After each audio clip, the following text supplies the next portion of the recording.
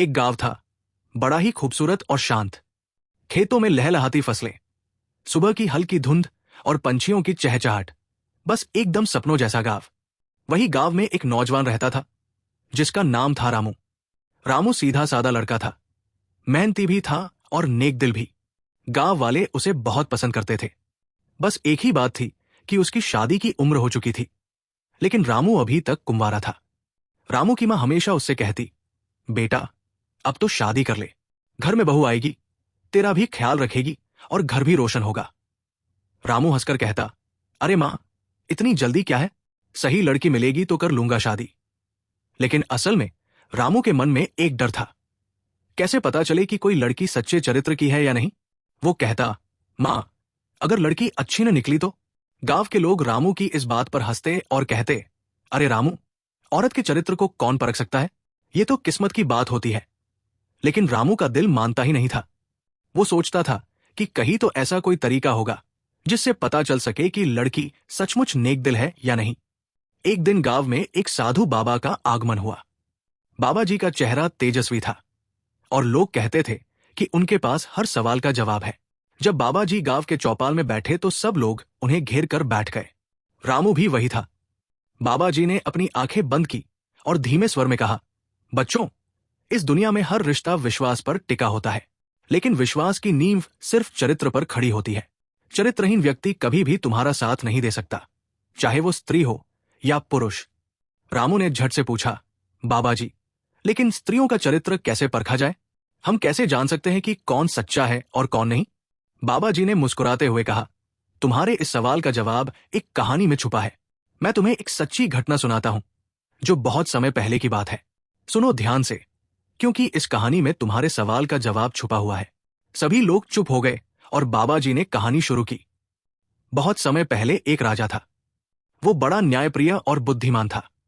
उसके राज्य में प्रजा सुखी थी और सब जगह शांति थी। राजा का एक ही बेटा था, युवराज वीरेंद्र। वीरेंद्र देखने में सुंदर, बहादुर और समझदार था।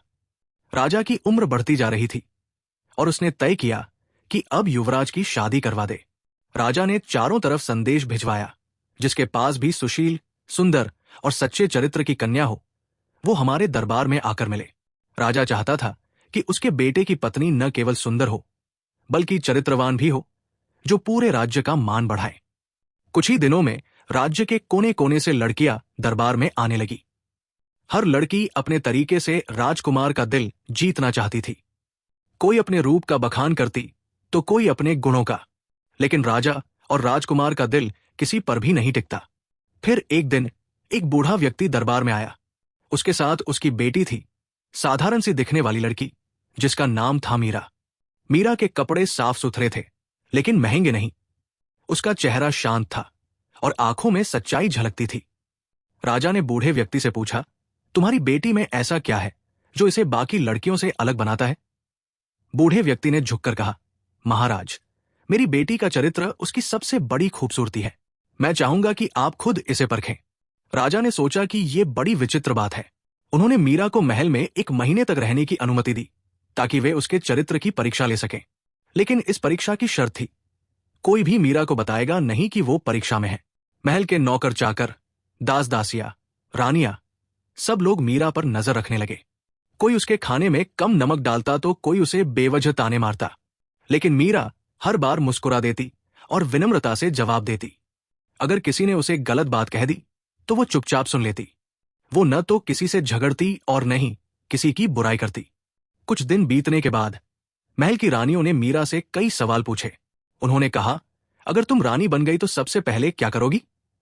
मीरा ने हंसते हुए कहा, मैं सबसे पहले उन लोगों की मदद करूंगी जो भूखे हैं और जिनके पास रहने को घर नहीं है। उसकी बात सुनकर सब लोग चुप हो गए। उन्होंने देखा कि मीरा में लालच नाम की कोई चीज नहीं थी। धीरे धीरे महल के लोग मीरा की सादगी और अच्छाई से प्रभावित होने लगे। लेकिन असली परीक्षा अभी बाकी थी। एक दिन राजा ने मीरा को बुलाया और कहा, तुम्हें मेरी एक बात माननी होगी। अगर तुम इस परीक्षा में पास हो गई तो मैं तुम्हें राजकुमारी मान लूंगा। मीरा ने सिर झुकाकर कहा, जी महाराज, मैं तैयार हूं।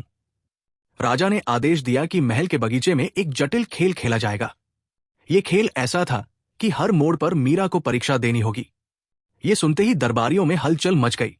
सब सोचने लगे कि क्या मीरा इस परीक्षा में पास हो पाएगी। बाबा जी यहां रुके और मुस्कुराकर बोले, तो रामू, इस कहानी के अगले भाग में पता चलेगा कि मीरा क्या सचमुच उस कठिन परीक्षा में सफल हुई या नहीं।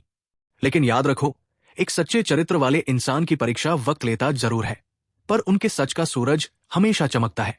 इतना कहकर बाबा जी उठ खड़े हुए और सबको अगले दिन फिर आने को कहा। रामू की आंखों में चमक थी। वो सोच रहा था, क्या सचमुच मीरा जैसी लड़की मिल सकती है, और अगर मिल भी जाए तो क्या वो उसे पहचान पाएगा। अगले दिन बाबा जी ने कहानी का दूसरा हिस्सा सुनाना शुरू किया। राजा ने मीरा की परीक्षा के लिए महल के बगीचे में कई चुनौतियां रखी। पहली परीक्षा में मीरा को एक छोटे पौधे को सींचने के लिए कहा गया, लेकिन पानी देने के लिए सिर्फ एक टूटी मटकी दी गई।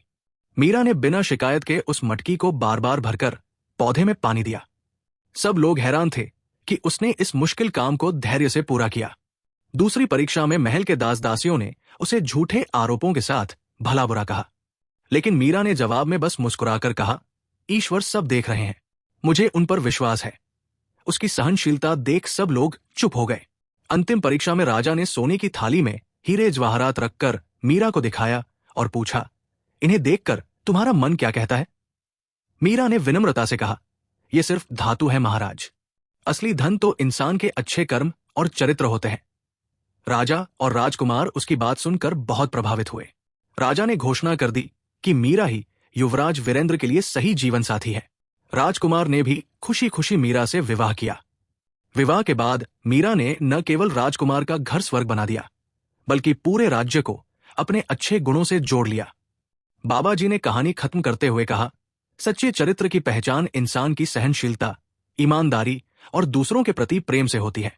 अगर कोई स्त्री या पुरुष इन गुणों को धारण करता है तो उनका साथ पाकर जीवन धन्य हो जाता है। रामू ये कहानी सुनकर समझ गया कि सच्चे चरित्र की परख बाहरी सुंदरता से नहीं, बल्कि इंसान के अंदर के गुणों से होती है। कुछ महीनों बाद रामू की शादी एक साधारण लेकिन नेकदिल लड़की से हुई, जिसने उसके घर को सचमुच स्वर्ग बना दिया।